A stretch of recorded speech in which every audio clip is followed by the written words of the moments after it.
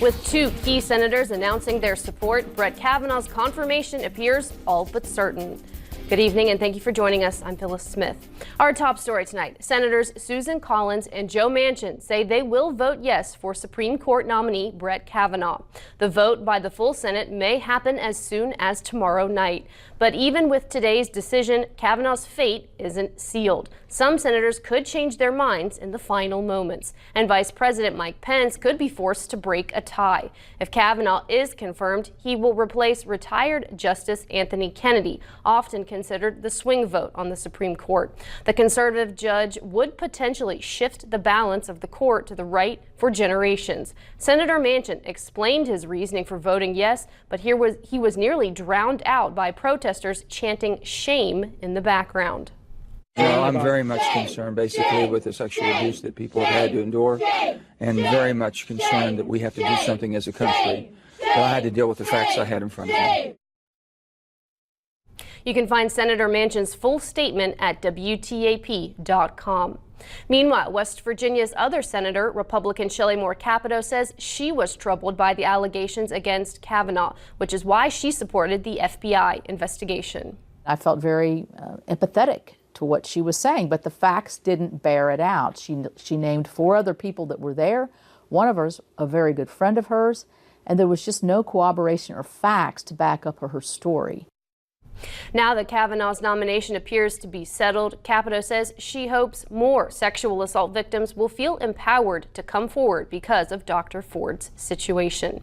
Well, switching gears and turning to the weather, a pleasant Friday. Meteorologist Kirk Greenfield joins us now with the first look at your forecast. Kirk. Sunshine and mild temperatures for a change, but they're not going to last long. We're going to see a heat wave build as quickly as tomorrow. When we take a look at our current situation outside, sunshine on the Jantilles Marietta Skycam atop the Lafayette Hotel. Traffic is moving well, as you can tell. 77 degrees, it feels like 79, 74% relative humidity, and the winds out of the south at 5 miles per hour. The barometer 30.08 inches and falling most recently. Looking at the radar satellite composite again, we're just looking at some light clouds and not really any precipitation to be concerned about. The small showers along the Ohio River up by Pleasants County and Tyler County have fizzled out. So we've got a calm evening for football. When we take a look at the day planner at 8 o'clock tonight, it's expected to be about 71 and partly cloudy at 8 a.m. 67, and then by 5 in the afternoon tomorrow, we're back into the mid-80s with the threat of perhaps some showers.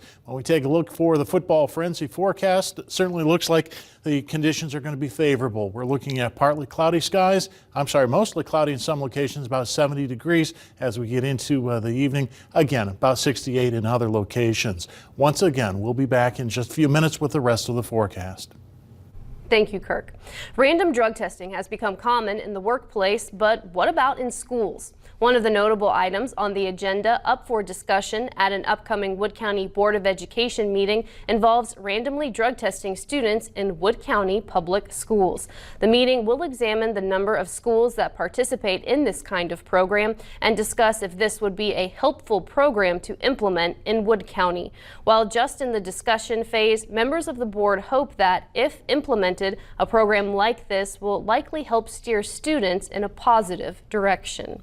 What we want to accomplish with the drug testing policy, if the board would adopt something, but right now we're just in the discussion phase, is first and foremost prevention of using drugs and the education behind why drugs and alcohol and other substances aren't good for you.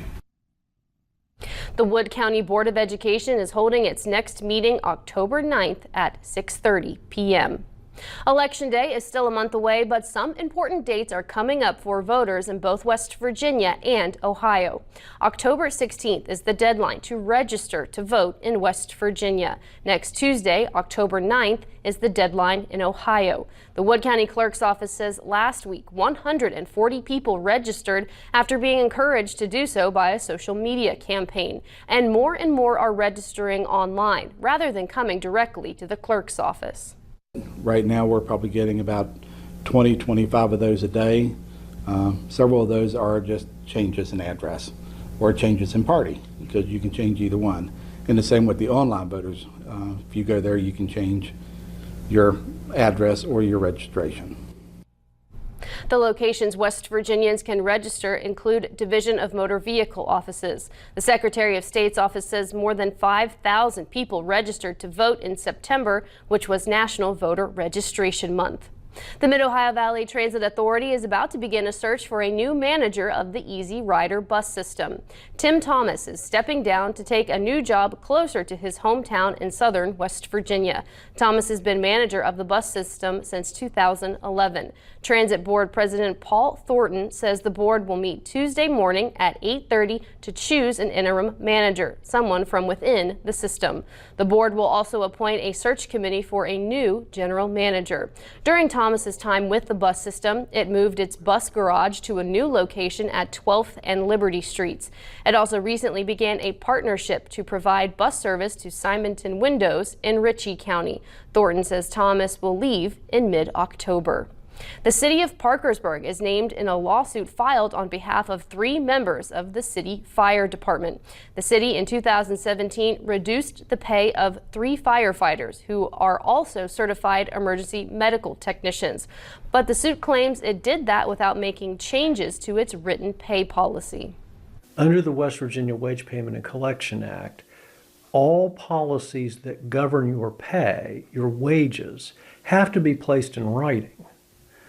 And they have to be given to the employee so the employee understands, when am I going to be paid? How am I going to be paid? What am I going to be paid? And from our understanding, that was not done. The International Association of Firefighters Local 91 is also named as a plaintiff in the suit. Parkersburg Mayor Tom Joyce says the city has not yet been served with the lawsuit and had no comment on it. The Vienna Police Department gets some new gear. The department received 20 bulletproof vests.